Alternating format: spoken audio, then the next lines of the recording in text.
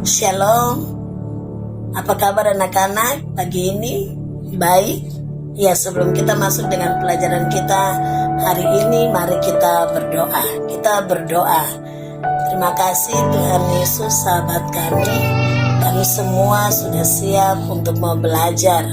Tuhan Yesus datang dengan Roh Kudus-Mu memberkati kami semua dalam belajar di saat ini, agar biarlah apa yang kami pelajari dapat menjadi ilmu pengetahuan bagi kami, tapi juga dapat merubah sikap dan perilaku kami. Terima kasih, hadirlah dalam pelajaran kami dari awal sampai selesainya. Haleluya, amin. Ya baik, Ibu akan masuk dengan materi kita saat ini. Hari ini kita belajar khusus tentang gereja. Ya, materi kita hari ini adalah gereja sebagai umat Allah yang baru. Ya, untuk mengawali materi kita hari ini, Ibu mengajak kita semua kita menyanyi bersama lagu yang berkata, "Aku gereja, kau pun gereja." Semua tahu lagu ini? Ya, kalau tahu, mari kita menyanyi sama-sama ya. Ya, yang tahu mari kita menyanyi sama-sama. Aku gereja, kau pun gereja. Aku gereja, kau pun gereja. Kita sama-sama gereja. Dan pengikut Yesus di seluruh dunia. Kita sama-sama gereja.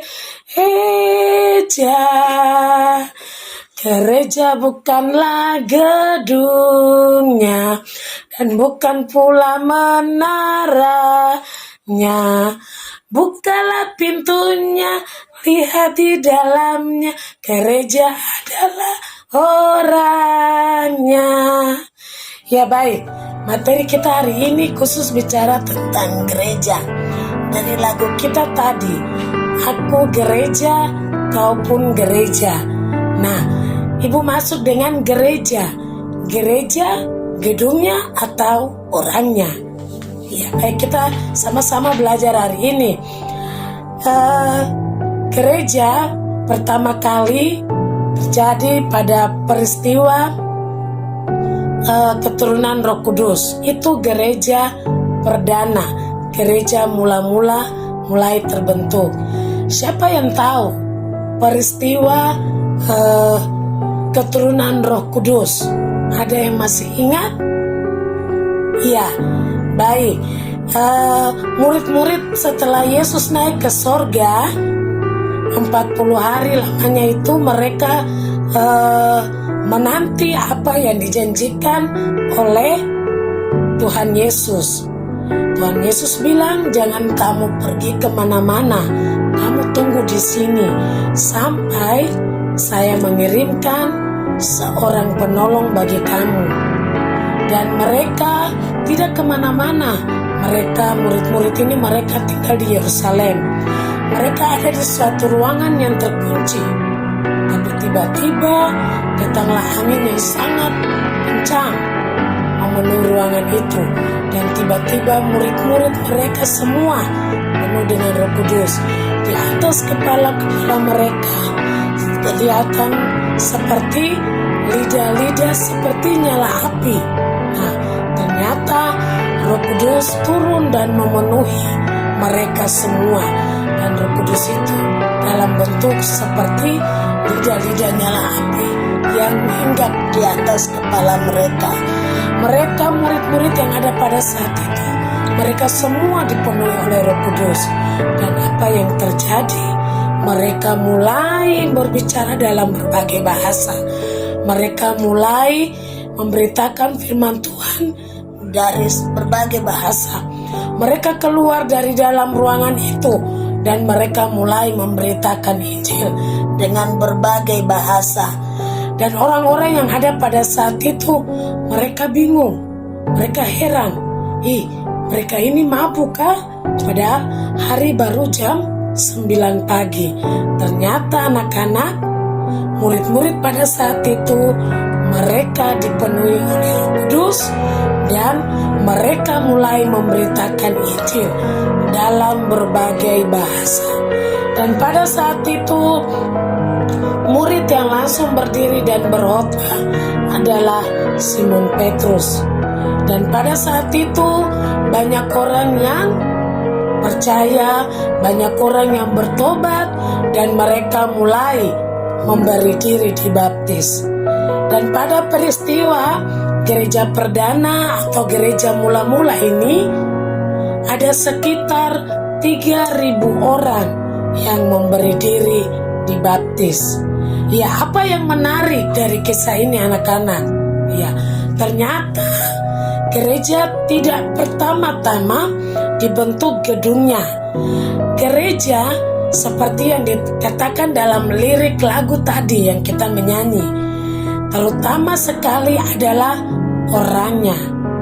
Dapatkah gereja-gereja itu disebut sebagai gereja? Sudah tentu tidak. Karena apa? Gereja tanpa orangnya bukanlah gereja. Ya, baik, apa kita masuk dengan materi yang berikut. Apa sebenarnya makna gereja? Ya, apa makna gereja? Kita lihat dulu apa arti dari gereja sesungguhnya. Kata gereja dalam bahasa Indonesia itu berasal dari sebuah kata dalam bahasa Portugis, yaitu igreja. Tulisannya igreja, tapi bacanya igreja. Ya, dalam bahasa Portugis ini dekat sekali dengan kata iglesia. Itu dalam bahasa Spanyol. Tapi keduanya mempunyai arti yang sama, yaitu gereja. Ya, baik anak-anak, kata iglesia ini dapat lagi ditelusuri kembali ke kata aslinya, yaitu dalam bahasa Yunani, yaitu eklesia. Ya, eklesia berasal dari dua kata, yaitu kata ek dan klesia. Kata ek artinya dipanggil. Kata klesia artinya keluar. Jadi eklesia artinya dipanggil keluar. Dipanggil keluar artinya anak-anak bahwa anggota-anggota gereja adalah orang-orang yang dipanggil untuk keluar dari lingkungannya, dari sanak saudara dan kaum kerabatnya, untuk menjadi bagian dari sebuah komunitas yang baru yang bernama gereja. Orang-orang ini termasuk kita semua, termasuk anak-anak, termasuk ibu. Kita dipanggil untuk keluar, untuk menjalankan tugas kita, memberitakan kasih Allah yang dinyatakan melalui Yesus Kristus. Kasih itu harus disampaikan. Disampaikan lewat apa, anak-anak? Disampaikan dengan perkataan dan perbuatan kita sehari-hari. Ya, baik, untuk mengakhiri materi pelajaran kita di saat ini, mari kita berdoa. Kita berdoa. Terima kasih Tuhan Yesus, melalui pelajaran kita di saat ini boleh bersama-sama belajar tentang gereja. Dan lewat pelajaran kita saat ini, gereja adalah orangnya, termasuk kita semua adalah gereja. Untuk itu Tuhan Yesus memberkati kami semua sebagai gereja-gereja untuk dapat bersaksi, memberitakan nama Allah terus lewat seluruh kehidupan kami, lewat perbuatan, sikap, dan tindakan kami. Haleluya, amin. Terima kasih. Shalom.